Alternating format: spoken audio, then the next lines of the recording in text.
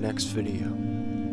Today I will be exploring an abandoned maximum security prison that recently shut down. This facility was unique in its purpose in that it helped move inmates in and out of the state's correctional system.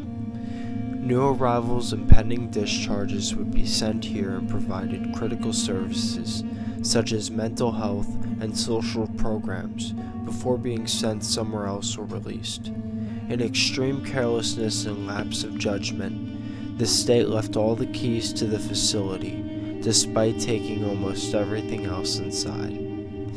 Although I was not able to get a complete video of the gym, secure housing unit, recreation cage area, and cafeteria, I hope you will find this place has a lot to offer. Join me as we see what's left inside.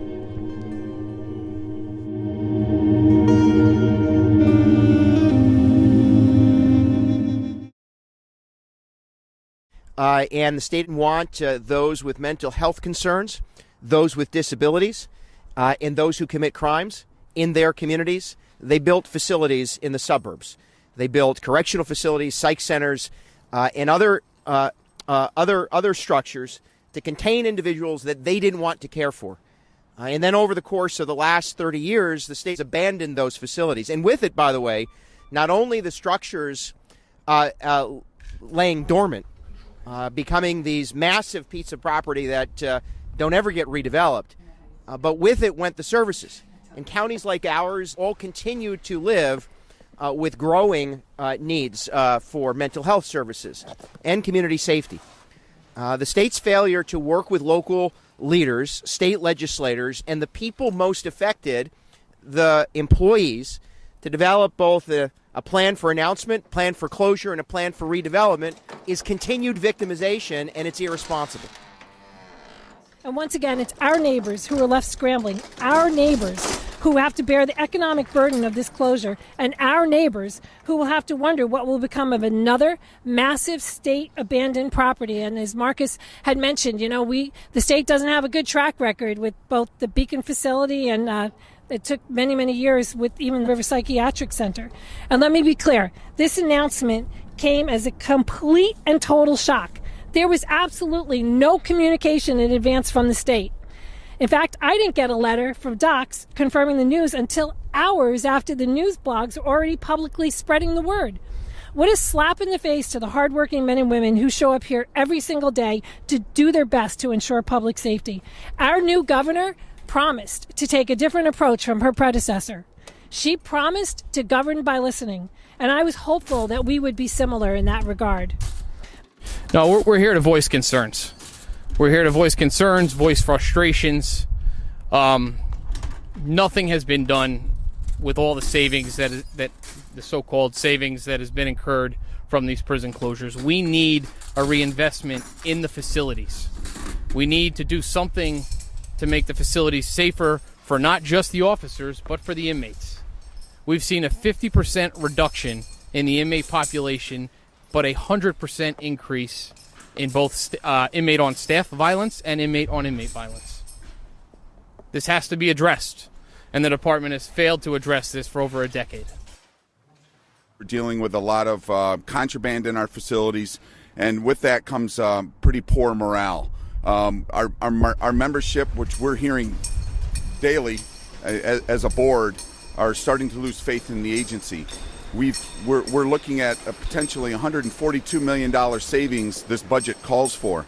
What about all the other years? What of all the millions of dollars that have been saved through these potential closures and no reinvestment in the work that our members do on a continual basis? That reinvestment needs to be real. It needs to be forthcoming towards the rank and file for our department, and at this time we're not seeing any of it.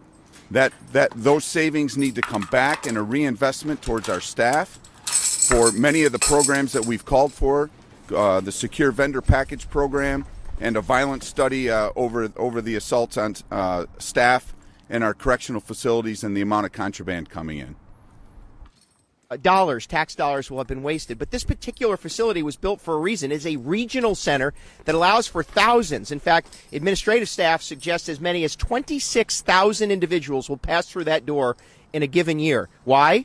Because they're brought in, they're evaluated, in some cases provided critical mental health and substance use disorder treatment, and then transferred to someplace else, some other facility, hours upon hours away. As someone responsible for a correctional facility, I can tell you right now, telling an individual who might be dealing with substance use disorder or with severe mental health concerns, putting them on a bus and transporting them 3 or 4 hours away without that kind of interaction with professional staff only threatens their safety and the safety of the people who work with them. That facility is there for a reason. It helps to move people both into the state's correctional system and back out into the community. Thirdly, and I think as importantly, this announcement, and ultimately if the state is allowed to move forward with its closure, displaces 600 families and, by the way, those inmates within that facility. We closed earlier this month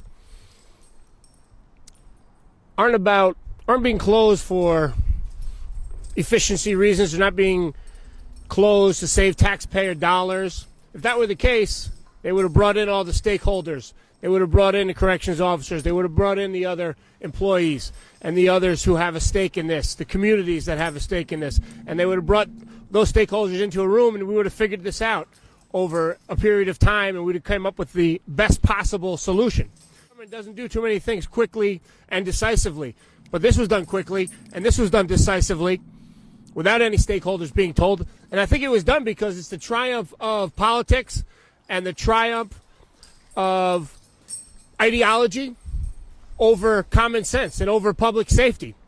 I've seen in 7.5 years or 8.5 years in the assembly, there is an ideology and there's a political view that the system is wrong and the people who are in correctional facilities are not wrong. And that view has manifested itself with the behavior and the decisions of the parole board. I've seen domestic terrorists released. We've seen dozens of cop killers paroled. On the other end of the criminal justice spectrum, at the law enforcement police officer end, at the court end, we see bail reform. We see discovery reform. And we have this ideology that has put aside public safety and put aside common sense.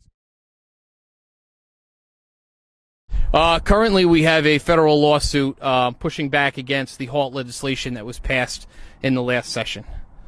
We are actively asking all legislature to consider a secure vendor program that will help the reduction of contraband, both dangerous weapons and dangerous narcotics that flow in and out of the facility. These are war cries that we've been asking for help from the department for years. We continuously get the lip service. We're working on it. Something's coming down the pike. Don't worry, it's happening. But it's not happening.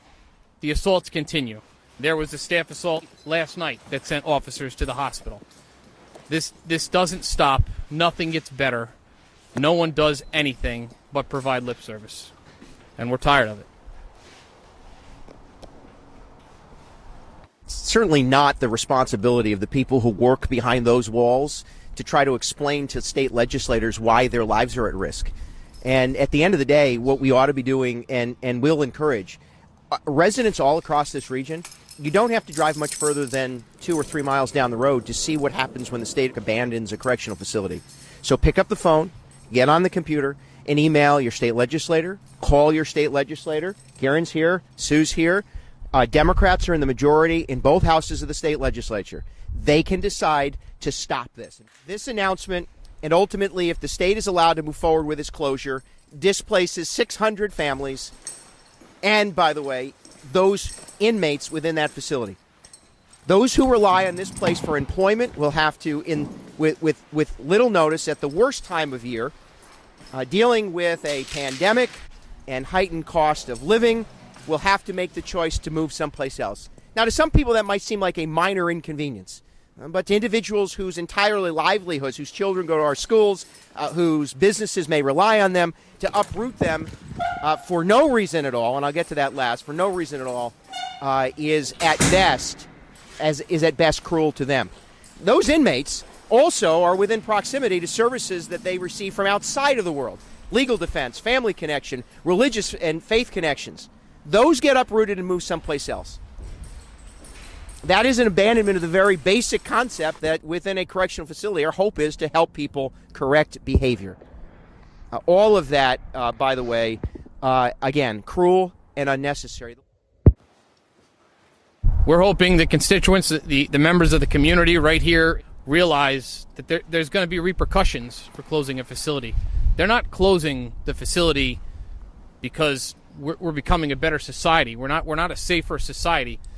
The individuals behind the fence are the same individuals that are going to be behind you in the grocery store. And if you want a rehabilitated individual, closing facilities and stockpiling inmates and the remaining is not the way to get it done.